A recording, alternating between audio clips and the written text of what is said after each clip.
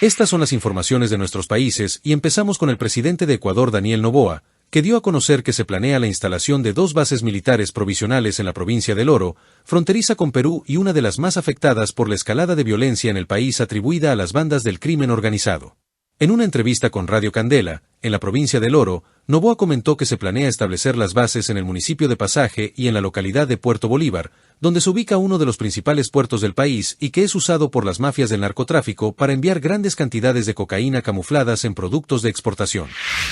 El secretario de Seguridad de México, Omar García Harfuch, reconoció el asesinato de cerca de 30 niños desde que comenzó el pasado 9 de septiembre la pugna del cartel de Sinaloa en ese estado homónimo del noroeste del país, que acumula más de 800 homicidios desde entonces. El gobierno atribuye el fenómeno a la pugna entre las facciones de los Chapitos y los Mayos, tras la captura el 25 de julio pasado en Estados Unidos de Ismael El Mayo Zambada, cofundador del cartel, traicionado por Joaquín Guzmán López, uno de los hijos de Joaquín El Chapo Guzmán, quien lo subió a un avión para entregarlo. El caso más emblemático ha sido el de los hermanos Gael y Alexander, de 9 y 12 años respectivamente, asesinados junto con su padre el pasado 19 de enero, lo que provocó protestas masivas que exigieron la renuncia del gobernador de Sinaloa, Rubén Rocha Moya, del oficialista Movimiento Regeneración Nacional, Morena.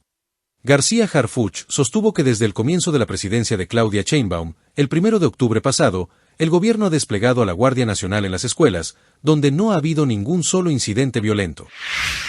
También en México el ejército ha detenido a narcotraficantes gracias a la inteligencia compartida por los polémicos drones y otros vuelos de inteligencia de Estados Unidos, para vigilar al crimen organizado, reveló el secretario de la Defensa, Ricardo Trevilla. Aunque no especificó las detenciones en las que no intervienen elementos estadounidenses, momentos antes el secretario de Seguridad y Protección Ciudadana, Omar García Harfuch, destacó el arresto del Güero Bryan, presunto operador de los Chapitos, y de Kevin Alonso, supuesto jefe de seguridad de Iván Archibaldo Guzmán, el Chapito.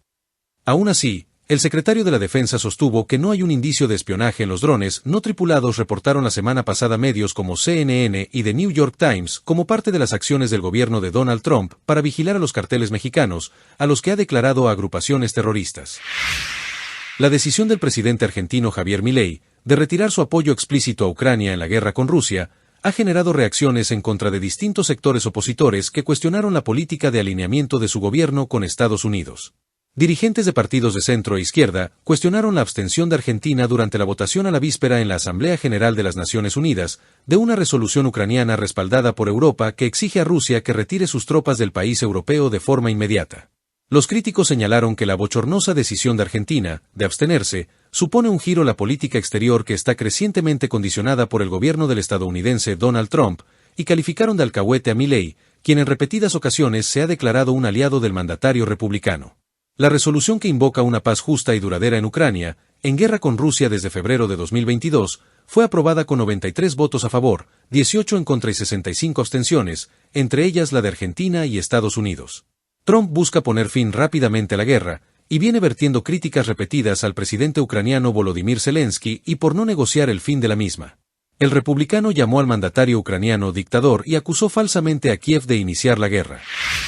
La líder de la oposición de Venezuela, María Corina Machado, denunció la muerte en prisión de un dirigente que fue detenido en medio de la crisis postelectoral desatada tras la cuestionada reelección del presidente Nicolás Maduro. Con este suman 4 presos muertos desde noviembre pasado y las autoridades aún no se pronunciaron. Reinaldo Araujo fue detenido el 9 de enero, en vísperas de la juramentación de Maduro para un nuevo mandato, según Machado. Tenía serios problemas de salud, pero le negaron la asistencia médica. Hasta cuando ya era demasiado tarde, dijo Machado. La proclamación de Maduro para un tercer mandato consecutivo, 2025 a 2031, desató protestas que dejaron 28 muertos y unos 2.400 detenidos, de los cuales unos 1.900 han sido excarcelados. Activistas denuncian, no obstante, que los arrestos de opositores no han cesado.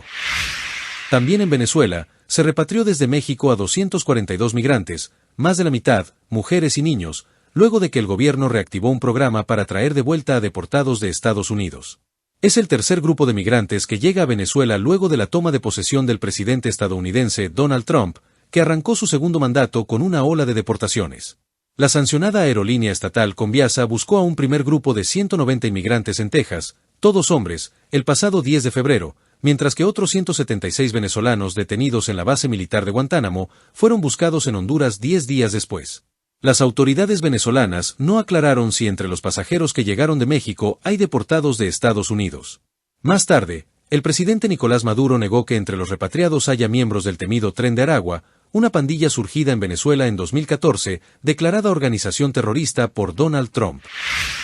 Colombia vive una situación humanitaria especialmente delicada por múltiples emergencias derivadas del conflicto armado, así lo asegura la defensora del pueblo Iris Marín, quien pese a ello está convencida de que la paz es posible si hay voluntad política del gobierno, los grupos armados y la sociedad en general. Marín, abogada experta en justicia transicional, paz y derechos humanos, es desde hace 6 meses la primera mujer al frente de la Defensoría del Pueblo, cargo en el que se ha caracterizado por hablar con franqueza de los problemas del país. La defensora agrega, la necesidad de atender urgentemente el Catatumbo, que es real, no nos puede llevar a desconocer que la situación también es muy crítica en otras zonas, donde es importante implementar acciones inmediatas para proteger a la población y evitar una escalada mayor.